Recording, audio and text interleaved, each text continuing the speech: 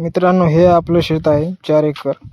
या 4 एकरामध्ये आपण सरकी लावली, कापसाची लागवड केली आहे. तर या कापसाची लागवड केल्यामुळे आपण या शेतामध्ये तणनाशक फवारत आहे. तर तणनाशक कुठलं घेतलं आहे? तर तणनाशक मित्रांनो दाखवतो मी तुम्हाला. मी हे 2 तणनाशक घेतले मित्रांनो. एक आहे आपलं परपेंडी, जे बीजनाशक आहे, जे उगवणाऱ्या तणाला मारून टाकते उगवण्याआधीच. याच्यामध्ये पेंडामेथ्लिन 38.7% आहे. आणि हे दुसरं आहे ग्लायक्लिन. हे राऊंडअप सारखं आहे मित्रांनो, ॲग्रोस्टारचं ग्लायफोसेट 41% वालं.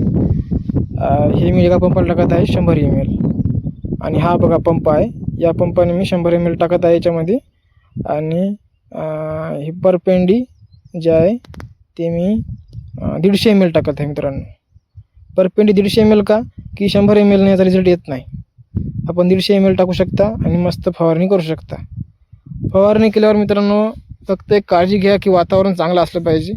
नाहीतर शेतामध्ये जर पाऊस जर झाला चांगला, थोडाफार झाला तर काय होत नाही, पण जास्त जर झाला पाऊस तर मित्रांनो आपण हे जे फवारणी केले राऊंडअप तर उगवलेलं तण मारून टाकेल.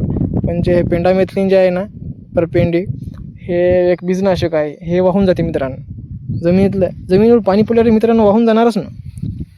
त्यामुळे थोडं वातावरणावर लक्ष द्या.